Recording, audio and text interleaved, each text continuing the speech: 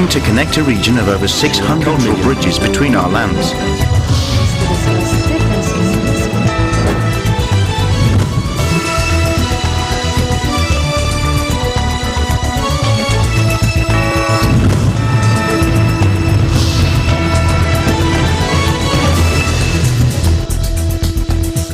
Hello and welcome to ASEAN in Focus. I'm Maricar Velasco, delivering to you the latest news in and around the ASEAN region. On today's headlines, the number of deaths from a powerful storm that hit the Philippines on the holidays has climbed to 41, with tens of thousands still in evacuation centers. EU High Representatives Joseph Borrell meets with ASEAN colleagues. A Thai Navy SEAL who aided with the rescue of a youth football team trapped in a flooded cave last year has died from an infection he contracted during the dramatic recovery mission.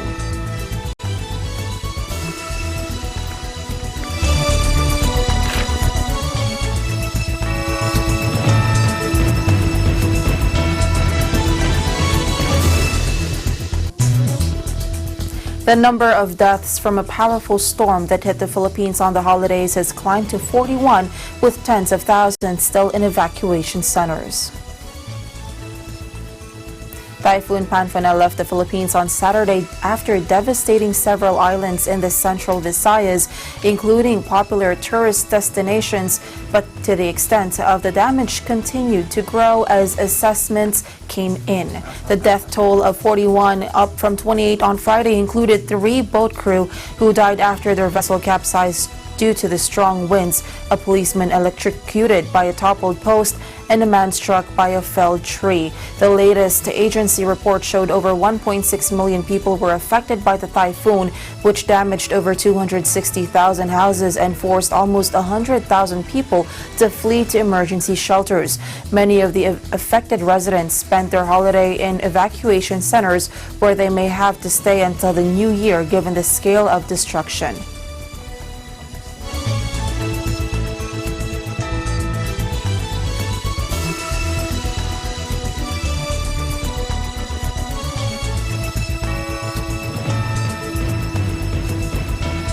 Two were confirmed dead, while 4 others were injured after a vehicle on Sunday lost control and hit a group of Filipinos in Singapore, the Department of Foreign Affairs reported on Monday.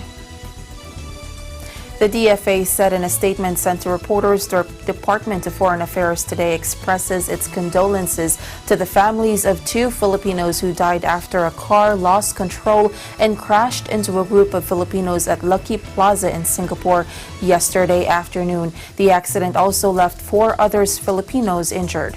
Among the injured victims, 2 are now in stable condition, while the other 2 are still ongoing intensive treatment. According to the DFA, all victims are being assisted by the Philippine Embassy in Singapore. It said the DFA, through the embassy, is now in touch with authorities for the repatriation of the remains of the Filipino casualties. According to reports, the group of Filipino women were having a picnic outside Lucky Plaza when a black Honda vessel suddenly plowed into them. Investigations are now ongoing. Prime Minister Hun Sen called on farmers to diversify beyond rice during the dry season amid meteorologist warnings that a decline in water levels due to drought will adversely impact output and prices. He suggested switching to crops resilient to a shortage of water, such as sugarcane, to shield themselves from price drops and fluctuating yields during the dry season.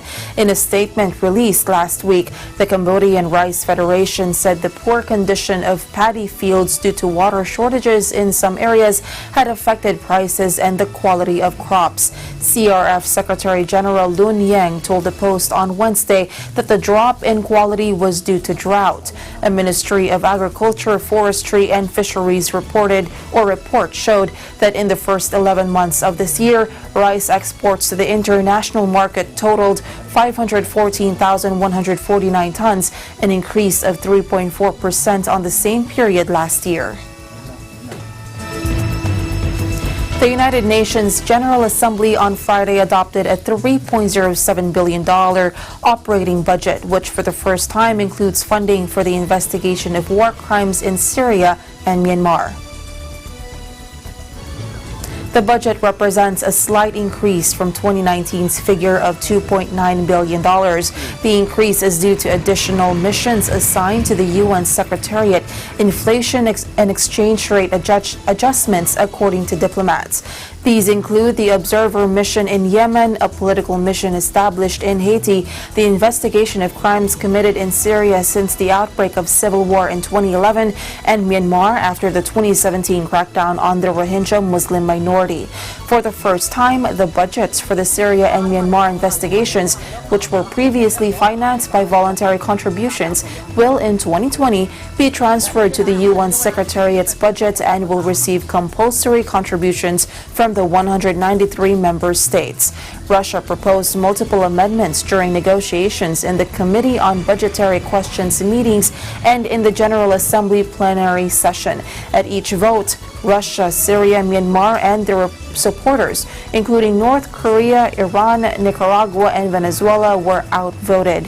They all stated that they disassociated themselves from references to investigative mechanisms in the adopted resolutions.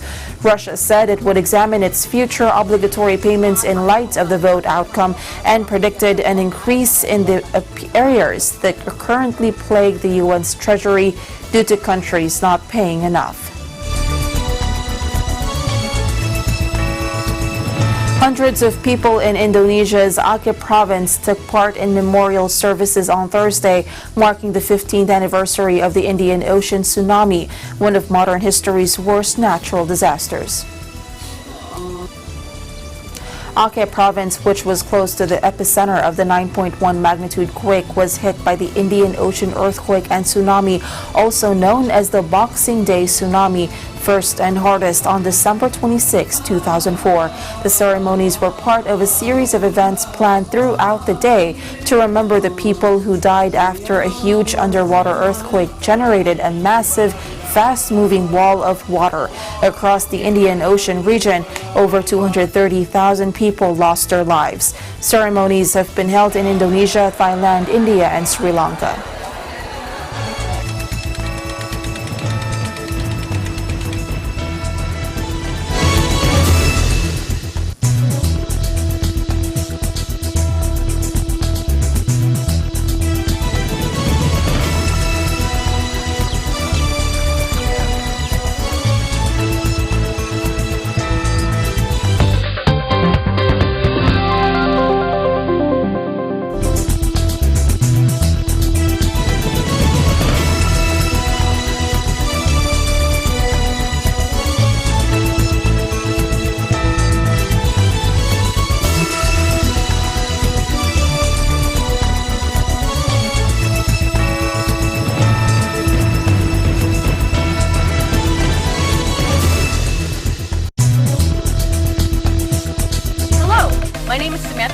And I'm reporting here from Gainesville, Florida. Behind me is the Florida Museum of Natural History, home to a butterfly rainforest featuring hundreds of butterflies from across the world. Do you know another place that has sites from across the world? Well, check out Digital Nest on Tuesdays and Thursdays at 7:30 p.m. And I am one with 25. Hey guys, I hope you enjoyed this video. Make sure to leave some love by giving it a thumbs up and don't forget to subscribe here at ABC Digital Nest so you don't miss any of our upcoming features.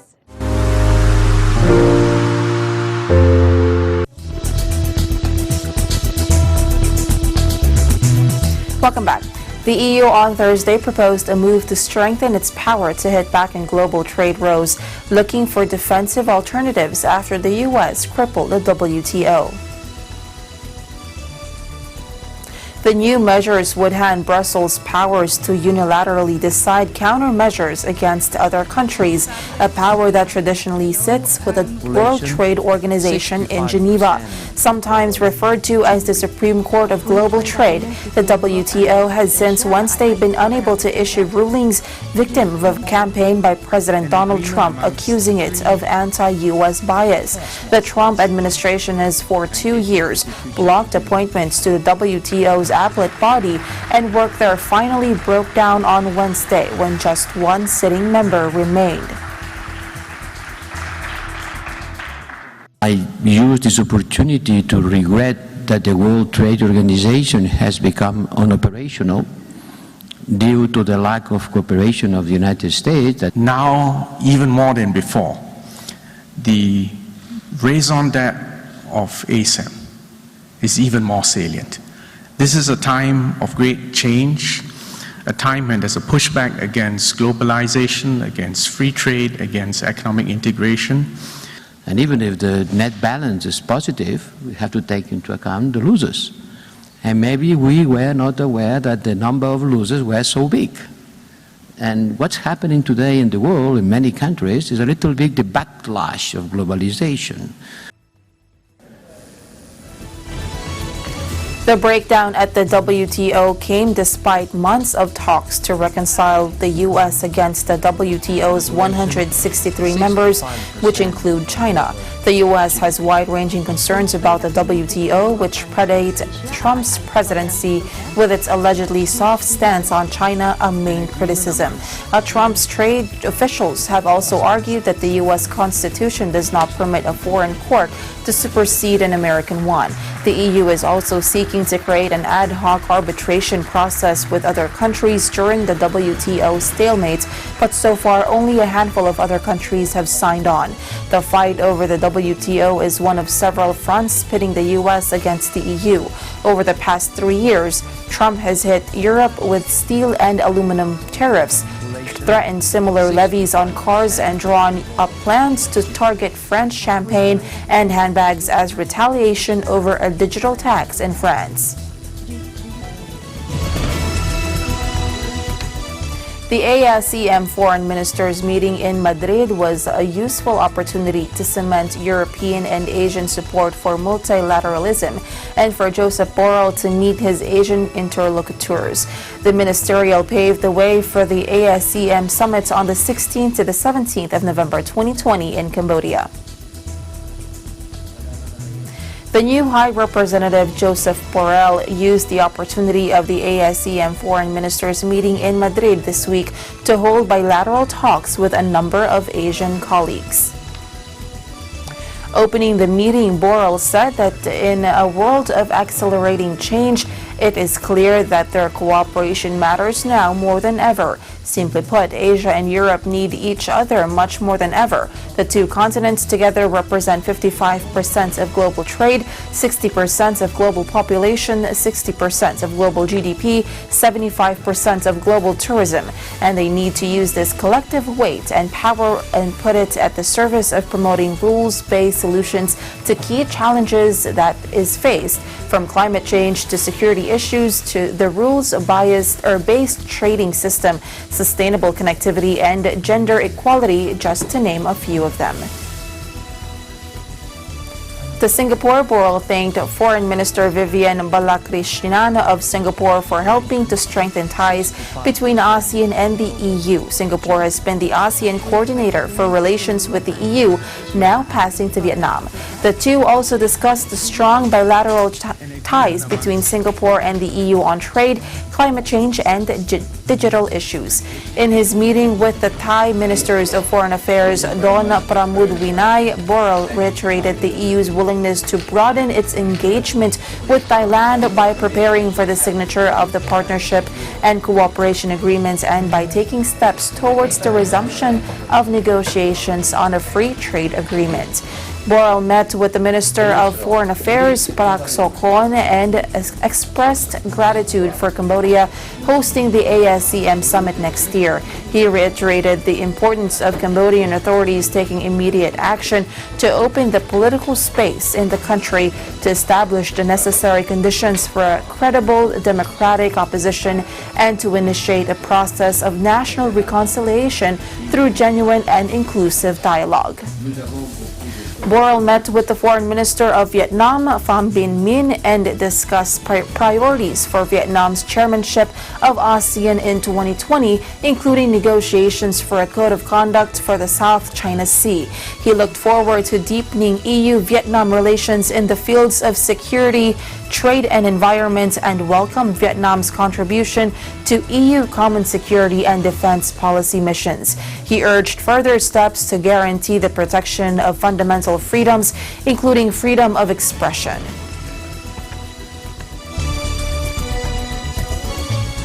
A Thai Navy SEAL who aided with the rescue of a youth football team trapped in a flooded cave last year has died from an infection he contracted during the dramatic recovery mission. Petty Officer Beiru Pakbara fell ill with a blood infection while working to retrieve the 12 young boys and their coach, the Thai Navy said in a statement posted late Friday on their Facebook page. After the 18-day ordeal came to an end last June, with the entire team emerging safely from the Tham Luang cave in northern Thailand, he was under close supervision by doctors during his year-long illness.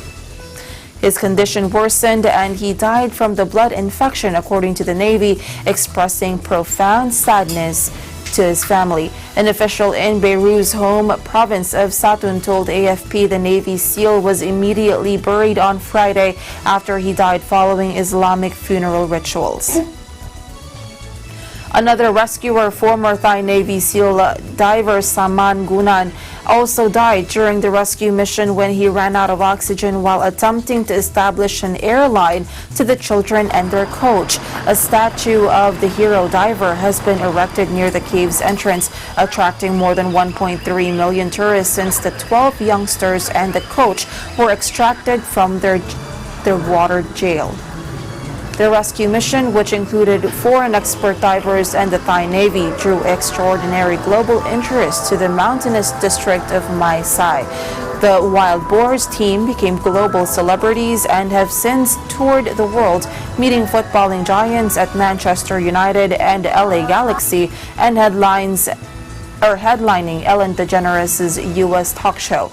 The rescue has also attracted filmmakers eager to capture the dramatic operation on screen, with Netflix nabbing exclusive rights to tell the boys' story.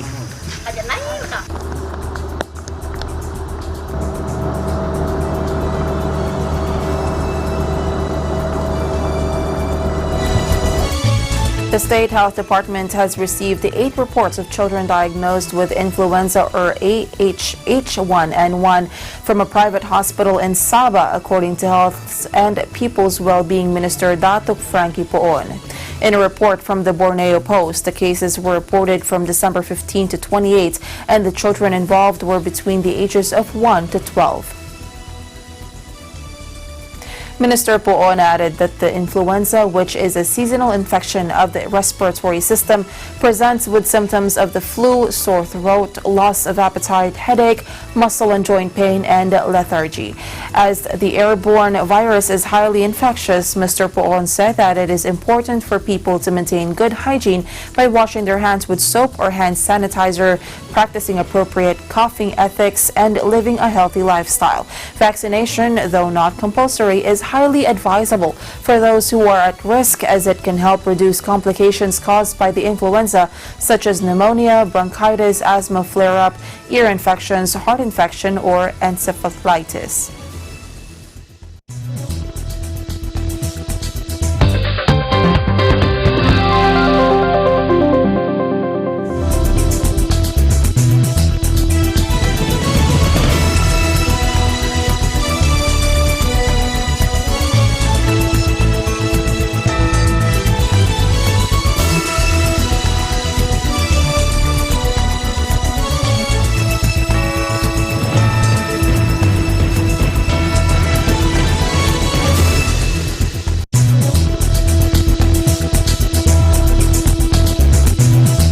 Events happen around us all the time, in our community, in our country, around the world.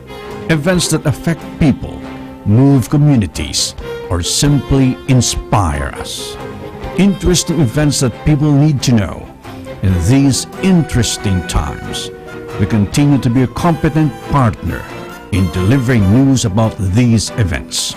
Fast, accurate, balanced. Eagle News, because we live in interesting times.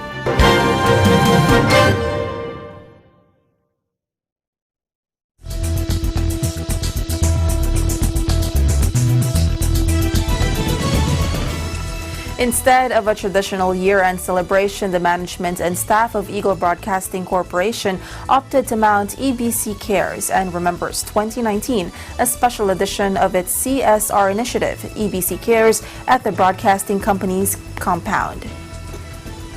And instead of mag-celebrate ng mga year-end activities, kagaya ng mga parties, ang EBC, we opted na magkaroon po tayo ng ganitong activity, EBC Cares and Remembers.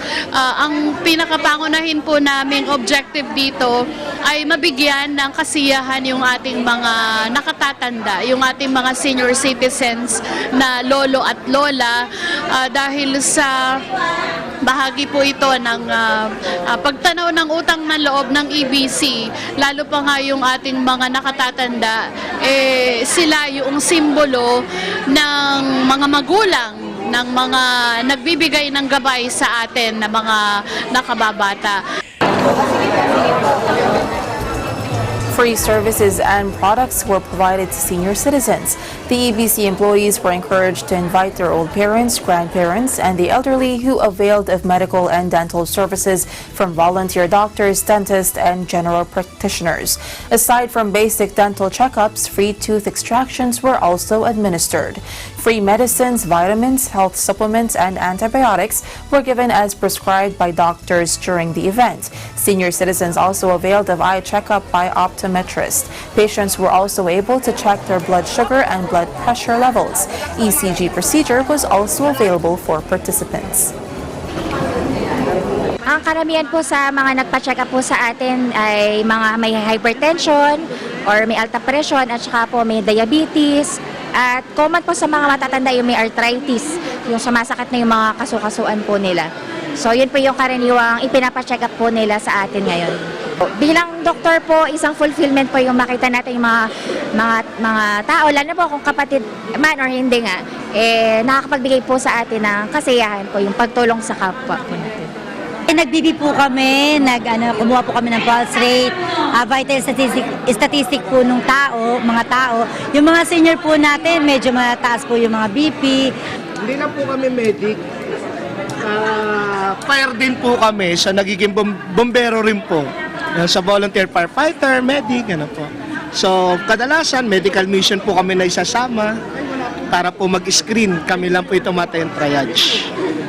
Tapos, mga events, so nag-standby medic rin po kami.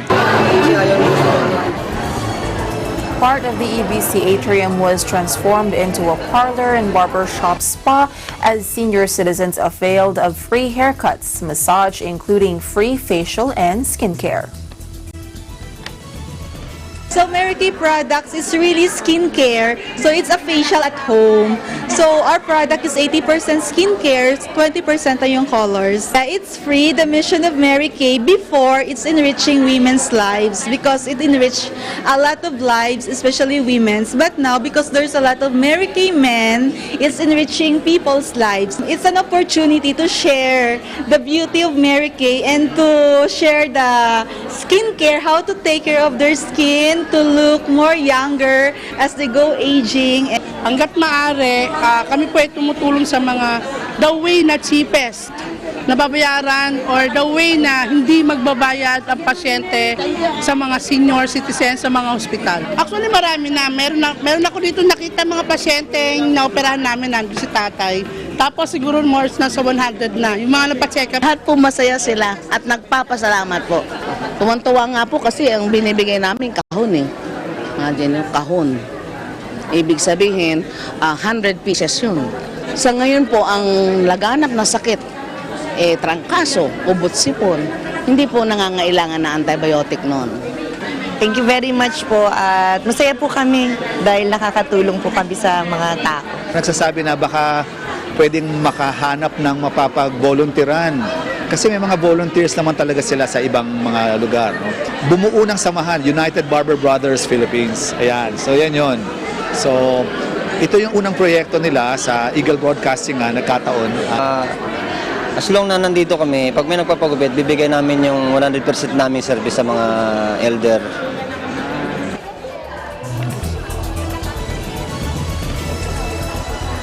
This is just one of the many ways EBC can make them live out the rest of their lives feeling happy as well as feeling loved and cared for.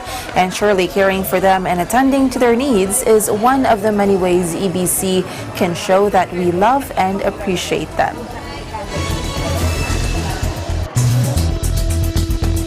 And that is the latest news in the Southeast Asian nation. Stay updated about the ASEAN region. I'm Maricar Velasco and I am 1 with 25.